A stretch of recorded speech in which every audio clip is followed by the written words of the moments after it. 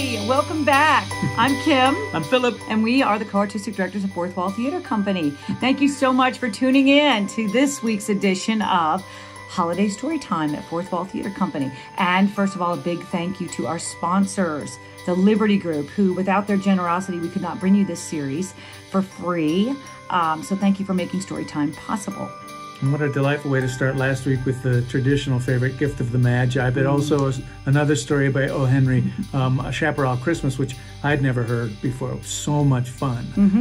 Tonight... Oh yeah, tonight we have a couple of installments for you, which were new to us, so we hope they're new to you too. So why don't you just sit back, grab an eggnog or a cocktail or a hot cocoa, whatever you'd like, and enjoy tonight's edition of Holiday Storytime.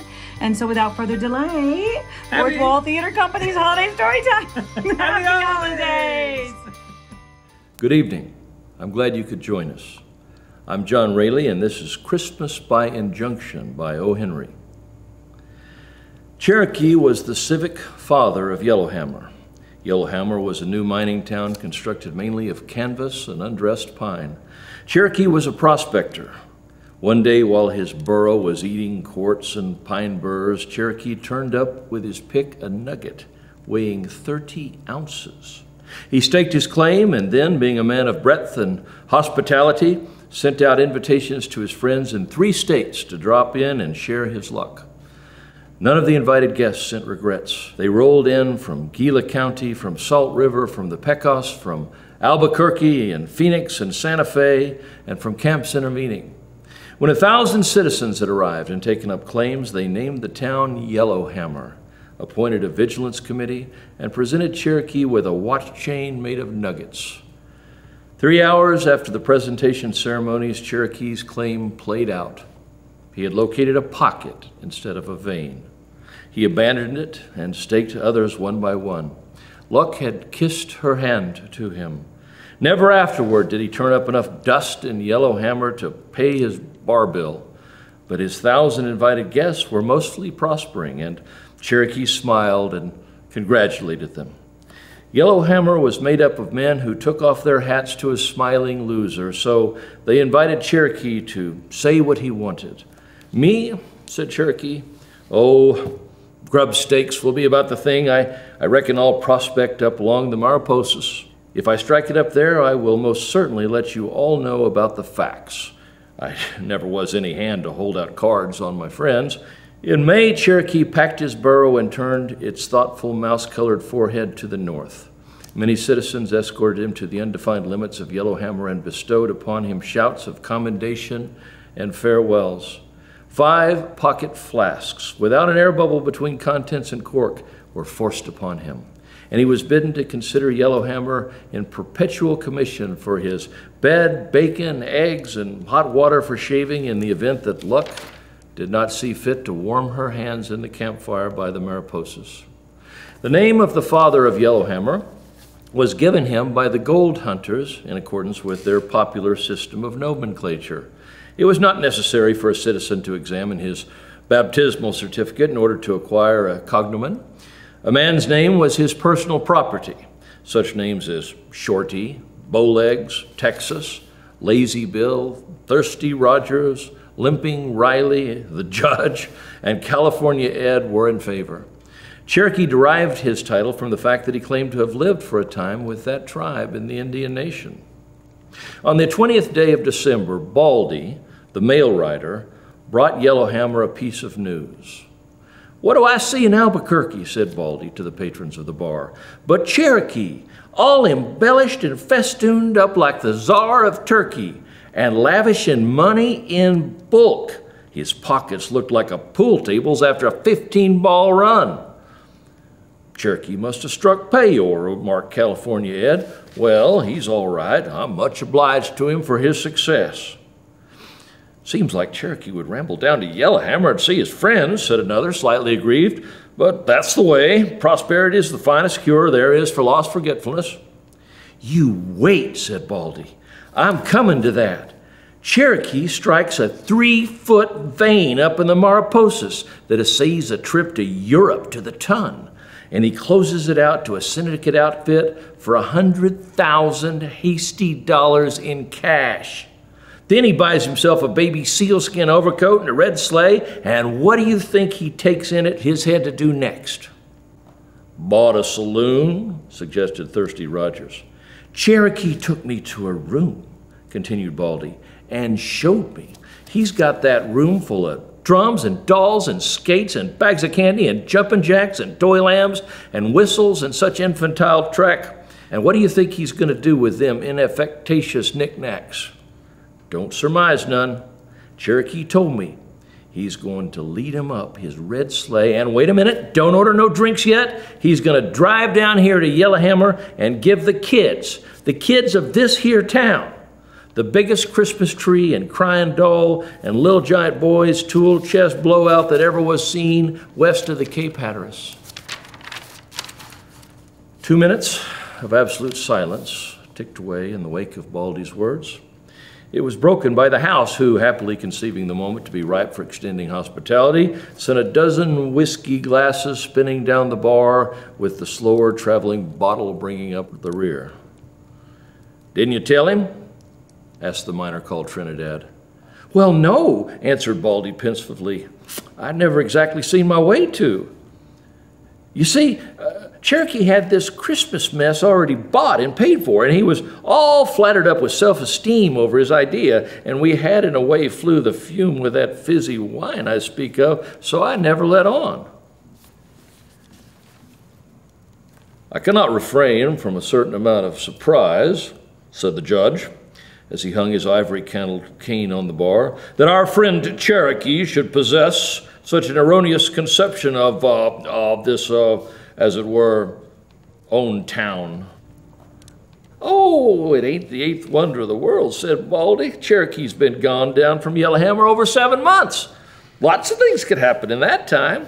How's he to know there ain't a single kid in this town? So far as immigration is concerned, none expected. Come to think of it, remarked California Ed, it's funny some ain't drifted in. Town ain't settled enough yet to bring in the rubber and brigade, I reckon. To top this Christmas tree spurge of Cherokees, went on Baldy, he's going to give an imitation of Santa Claus. He's got a white wig and whiskers that disfigure him up exactly like the pictures of this William Cullen Longfellow in the books, and a red suit of fur-trimmed outside underwear, and 8-ounce gloves, and a stand-up, lay-down, crocheted red cap. Ain't it a shame that an outfit like that can't get a chance to connect with Annie and Willie's prayer layout? When does Cherokee allow to come over with his truck? Inquired Trinidad. Morning after Christmas, said Baldy, and he wants you folks to have a room fixed up and a tree hauled and ready, and such ladies to assist as can stop breathing long enough to let it be a surprise for the kids. The unblessed condition of Yellowhammer had been truly described.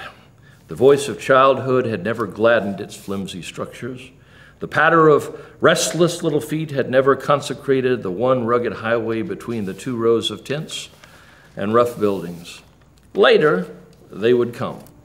But now Yellowhammer was but a mountain camp, and nowhere in it were the roguish, expecting eyes opening wide at dawn of the enchanting day, the eager, small hands to reach for Santa's bewildering hoard, the elated, childish voices of season's joy, such as the coming good things of the warm-hearted Cherokee deserved. Of women, there were 5 in Yellowhammer. The assayer's wife, the proprietress of the Lucky Strike Hotel, and a laundress whose washtub panned out an ounce of dust a day. These were the permanent feminines. The remaining 2 were the Spangler sisters, Mrs. Fauchon and Irma, of the Transcontinental Comedy Company, then playing in repertoire at the improvised Empire Theater. But of children, there were none. Sometimes Miss Fauchon enacted with spirit and address the part of robustious childhood, but between her delineation and the visions of adolescence that the fancy offered as eligible recipients of Cherokee's holiday stores, there seemed to be fixed a gulf. Christmas would come on Thursday. On Tuesday morning, Trinidad, instead of going to work, sought the judge at the Lucky Strike Hotel. It'd be a disgrace to Yellowhammer, said Trinidad. "If it throws Cherokee down on his Christmas tree blowout, you might say that man made this town. For one, I'm going to see what can be done to give Santa Claus a square deal." "My cooperation," said the judge, "would be gladly forthcoming. I am indebted to Cherokee for past favors, but I do not see. I have heretofore regarded the absence of children rather as a luxury, but in this instance, still, I do not see." "Look at me," said Trinidad, "and you'll see old Ways and Means with the fur on. I'm going to hitch up a team and rustle a load of kids for Cherokee's Santa Claus Act if I have to rob an orphan asylum." "Eureka!" cried the judge enthusiastically. "No, you didn't," said Trinidad decidedly. "I found it myself. I learned about that Latin word at school." "I will accompany you," declared the judge, waving his cane. "Perhaps such eloquence and gift of language as I possess will be of benefit in persuading our young friends to lend themselves to our project." Within an hour, Yellowhammer was acquainted with the scheme of Trinidad and the judge and approved it. Citizens who knew of families with offspring within a 40-mile radius of Yellowhammer came forward and contributed their information. Trinidad made careful notes of all such and then hastened to secure a vehicle and team. The first stop was at a double log house 15 miles out from Yellowhammer. A man opened the door at Trinidad's hail and then came down and leaned on the rickety gate. The doorway was filled with a close mass of youngsters, some ragged, all full of curiosity and health. "It's this way," explained Trinidad. "We're from Yellowhammer, and we come kidnapping in a gentle sort of way. One of our leading citizens is stung with the Santa Claus affliction, and he's due in town tomorrow with half the Fulderoys painted red and made in Germany. The youngest kid we got in Yellowhammer packs a .45 and a safety razor. So consequently, we're mighty shy on anybody to say ooh and ah when we light the candles on the Christmas tree. Now, partner, if you'll loan us a few kids, we guarantee to return them safe and sound on Christmas Day, and they'll come back loaded down with a good time and Swiss Family Robinsons and cornucopias and red drums and similar testimonials. What do you say?"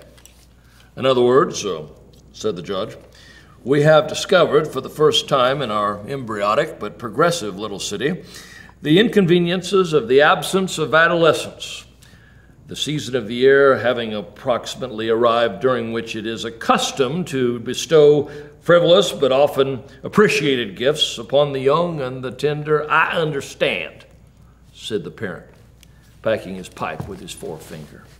"I guess I needn't detain you gentlemen. Me and the old woman have several kids, so to speak, and running my mind over the bunch, it don't appear to hit upon none that we could spare for you to take over and do your doings. The old woman has got some popcorn candy and rag dolls hid in a clothes chest, and we allow it to give Christmas a little whirl of our own and an insignificant sort of style. Nope, I couldn't, with any degree of avidity, seem to fall in with the idea of letting none of them go. Thank you kindly, gentlemen." Down the slope they drove and up another foothill to the ranch house of Wiley Wilson. Trinidad recited his appeal, and the judge boomed out his ponderous antiphony. Mrs. Wiley gathered her two rosy-cheeked youngsters close to her skirts and did not smile until she had seen Wiley laugh and shake his head. Again, a refusal. Trinidad and the judge vainly exhausted more than half their list before twilight set in among the hills. They spent the night at a stage road hostelry and set out again early the next morning. The wagon had not acquired a single passenger. "It's creeping upon my faculties," remarked Trinidad, "that borrowing kids at Christmas is something like trying to steal butter from a man that's got hot pancakes a-coming." "It is undoubtedly an indisputable fact," said the judge, "that the family ties seem to be more coherent and assertive at that period of the year." On the day before Christmas, they drove 30 miles, making 4 fruitless halts and appeals. Everywhere they found kids at a premium. The sun was low, and the wife of a section boss on a lonely railroad huddled her unavailable progeny behind her and said, "There's a woman that just took charge of the railroad eating house down at Granite Junction. I hear she's got a little boy. Maybe she might let him go." Trinidad pulled up his mules at Granite Junction at 5 o'clock in the afternoon. The train had just departed with its load of fed and appeased passengers. On the steps of the eating house, they found a thin and glowering boy of 10, smoking a cigarette. The dining room had been left in chaos by the peripatetic appetites. A youngish woman reclined, exhausted in her chair. Her face wore sharp lines of worry. She had once possessed a certain style of beauty that would never wholly leave her and would never wholly return. Trinidad set forth his mission. "I'd count it a mercy if you would take Bobby for a while," she said wearily. "I'm on the go from morning till night, and I don't have time to tend to him. He's learning bad habits from the men. It'll be the only chance he'll have to get any Christmas." The men went outside and conferred with Bobby. Trinidad pictured the glories of the Christmas tree and presents and lively colors. "And moreover, my young friend," added the judge, "Santa Claus himself will personally distribute the offerings that will typify the gifts conveyed by the shepherds of Bethlehem to—" "Ah, come off," said the boy, squinting with his small eyes. "I ain't no kid. There ain't any Santa Claus. It's your folks that buys toys and sneaks them in when you're asleep, and they make marks in the suit and the chimney with the tongs to look like Santa's sleigh tracks." "That might be so," argued Trinidad, "but Christmas trees ain't no fairy tale. This one's going to look like the 10-cent store at Albuquerque, all strung up in redwood. There's tops and drums and Noah's Arks and—" "Oh, rats," said Bobby wearily. "I cut them out long ago. I'd like to have a rifle, not a target, a real one, to shoot wildcats with. But I guess you won't have any of them in your old tree." "Well, I can't say for sure," said Trinidad diplomatically. "It might be. You go along with us and see." The hope thus held out, though faint, won the boy's hesitating consent to go. With this solitary beneficiary for Cherokee's holiday bounty, the canvassers spun along the homeward road. In Yellowhammer, the empty storeroom had been transformed into what might have passed as the bower of an Arizona ferry. The ladies had done their work well. A tall Christmas tree covered to the topmost branch with candles, spangles, and toys sufficient for more than a score of children stood in the center of the floor. Near sunset, anxious eyes had begun to scan the street for the returning team of the child providers. At noon that day, Cherokee had dashed into town with his new sleigh piled high with bundles and boxes and bales of all sizes and shapes. So intent was he upon the arrangements for his altruistic plans that the dearth of children did not receive his notice. No one gave away the humiliating state of Yellowhammer, for the efforts of Trinidad and the judge were expected to supply the deficiency. When the sun went down, Cherokee, with many wings and arch grins on his seasoned face, went into retirement with the bundle containing the Santa Claus raiment and a pack containing special and undisclosed gifts. "When the kids are rounded up," he instructed the volunteers arrangement committee, "light up the candles on the tree and send them to play in Pussy Wants a Corner and King William. When they get good and at it, why, old Santa will slide in the door. I reckon there'll be plenty of gifts to go around." The ladies were flitting around the tree, giving it final touches that were never final.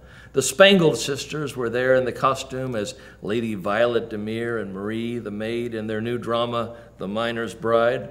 The theater did not open until 9, and they were welcome assistants of the Christmas Tree Committee. Every minute, heads would pop out the door to look and listen for the approach of Trinidad's team. And now this had become an anxious function, for night had fallen, and it would soon be necessary to light the candles on the tree, and Cherokee was apt to make an eruption at any time in his Kris Kringle garb. At length, the wagon of child rustlers rattled down the street to the door. The ladies, with little screams of excitement, flew to the lighting of the candles. The men of Yellowhammer passed in and out restlessly or stood about the room in embarrassed groups. Trinidad and the judge, bearing the marks of protracted travel, entered. Conducted between them a single impish boy who stared with sullen, pessimistic eyes at the gaudy tree. "Where are all the other children?" asked the assayer's wife, the acknowledged leader of all social functions. "Ma'am," said Trinidad with a sigh, "prospecting for kids at Christmas time is like hunting in a limestone for silver. The parental business is one I haven't no chance to comprehend. It seems that fathers and mothers are willing for their offsprings to be drowned, stole, fed on poison oak, and ate by catamites 364 days in the year, but on Christmas Day they insist on enjoying the exclusive mortification of their company. This here young biped, ma'am, is all that washes out of 2 days' maneuvers." "Oh, the sweet little boy," cooed Miss Emma, trailing her Van de Verme robes to the center of the stage. "Ah, shut up," said Bobby with a scowl. "Who's a kid? You ain't, I bet." "Fresh brat," breathed Miss Irma behind her enameled smile. "We done the best we could," said Trinidad. "It's tough on Cherokee, but it can't be helped." Then the door opened, and Cherokee entered in the conventional dress of Saint Nick. A white rippling beard and flowing hair covered his face almost to his dark and shining eyes. Over his shoulder he carried a pack. No one stirred as he came in. Even the Spangler sisters ceased their coquettish poses and stared curiously at the tall figure. Bobby stood with his hands in his pockets, gazing gloomily at the effeminate and childish tree. Cherokee put down his pack and looked wonderingly around the room. Perhaps he fancied that a bevy of eager children were being herded somewhere to be loosed upon his entrance. He went up to Bobby and extended his red-mittened hand. "Merry Christmas, little boy," said Cherokee. "Anything on the tree you want, they'll get down for you. Won't you shake hands with Santa Claus?" "There ain't any Santa Claus," whined the boy. "You got old false Billy Goat's whiskers on your face. I ain't no kid. What do I want with dolls and 10 horses? The driver said you'd have a rifle, and you haven't. I want to go home." Trinidad stepped into the breach. He shook Cherokee's hand in warm greeting. "I'm sorry, Cherokee," he explained. "There never was a kid in Yellowhammer. We tried to rustle a bunch of them for your soiree, but this sardine was all we could catch. He's an atheist, and he don't believe in Santa Claus. It's a shame for you to be out all this truck, but me and the judge was sure we could round up a wagon full of candidates for your gimcracks." "That's all right," said Cherokee gravely. "The expense don't amount to nothing worth mentioning. We can dump the stuff down the shaft or throw it away. I don't know what I was thinking about. It never occurred to my cognitions there wasn't any kids in Yellowhammer." Meanwhile, the company had relaxed into a hollow but praiseworthy imitation of a pleasure gathering. Bobby had retreated to a distant chair and was coldly regarding the scene with an ennui plastered thick upon him. Cherokee, lingering with his original idea, went over and sat beside him. "Where do you live, little boy?" he asked respectfully. "Granite Junction," said Bobby without emphasis. The room was warm. Cherokee took off his cap, then removed his beard and wig. "Say!" exclaimed Bobby with a show of interest. "I know your mug all right." "You ever see me before?" asked Cherokee. I don't know, but I've seen your picture lots of times." "Where?" The boy hesitated. "On the bureau at home," he answered. "Let's have your name, if you please, buddy." "Robert Lunston. The picture belongs to my mother. She puts it under her pillow of nights, and once I saw her kiss it. I wouldn't, but women are that way." Cherokee rose and beckoned to Trinidad. "Keep this boy by you till I come back," he said. "I'm going to shed these Christmas duds and hitch up my sleigh. I'm going to take this kid home." "Well, infidel," said Trinidad, taking Cherokee's vacant chair, "and so you are too superannuated and effete to yearn for such mockeries as candies and toys, it seems." "I don't like you," said Bobby with acrimony. "You said there would be a rifle. A fella can't even smoke. I wish I was at home." Cherokee drove his sleigh to the door, and they lifted Bobby in beside him. The team of fine horses sprang away prancingly over the hard snow. Cherokee had on his $500 overcoat of baby sealskin.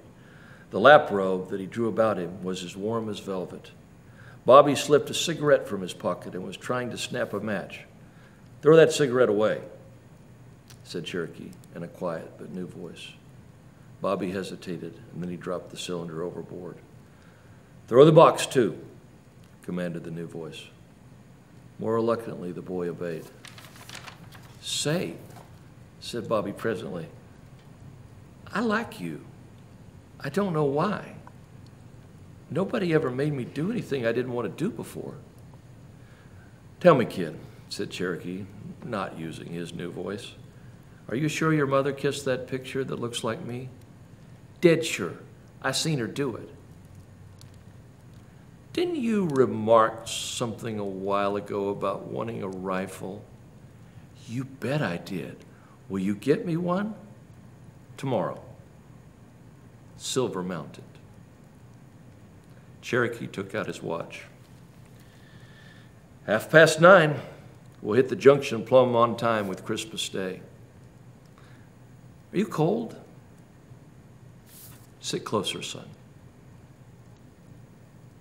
The end. Welcome, and I hope you're having a wonderful day. My name is Juan Sebastián Cruz, and I'll be reading Tim Richey's favorite Christmas story by Unknown. Once, there was a store that sold lots of jingle bells, and only jingle bells.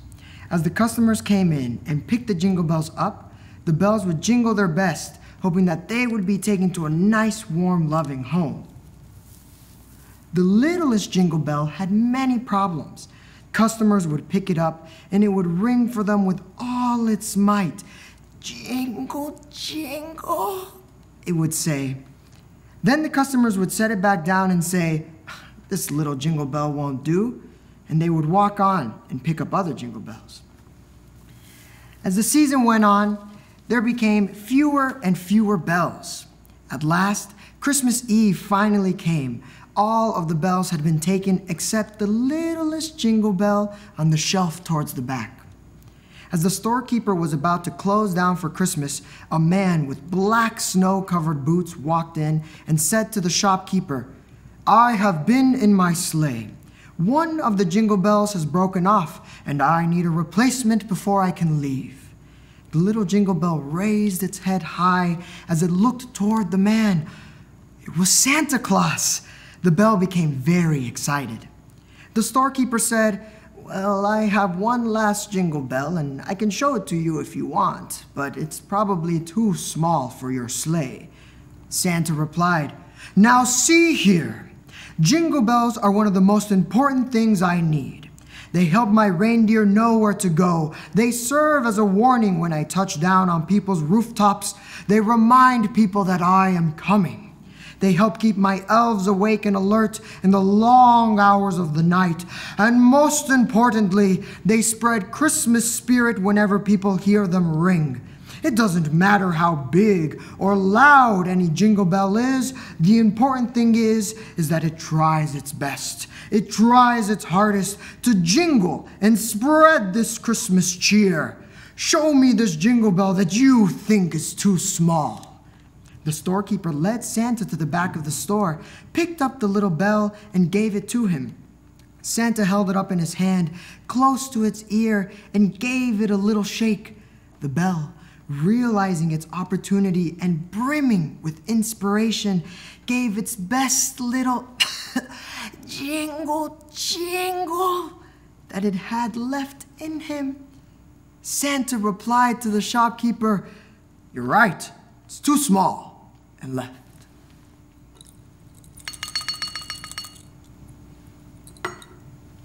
The end. Happy holidays. Welcome back. What a wonderful evening of stories. I particularly like that young man who told the first story. He was very handsome and talented, don't you think? Fourth Wall is so happy that you could join us.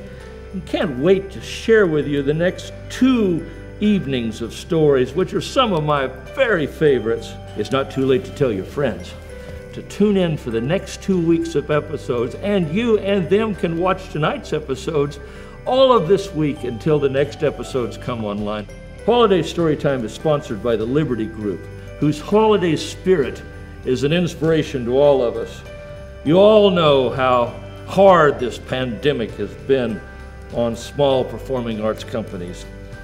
And for a corporation to step up and do what the Liberty Group is doing and help a small organization to survive is truly inspirational. You know, it's really easy to give to the big guy where you can expect a return on your money. But to give to the little guy, to give to an organization like Fourth Wall Theater and help it survive, where your gift is just a gift of generosity, where the gain for you may be little or nothing. Hey, that's what the Christmas spirit is all about. By the way, don't worry. I went right back and bought that little bell and put him around Rudolph's neck. The two of them lead my sleigh together every year. I love those little guys. Well, good night, and we'll see you next week for more holiday story time.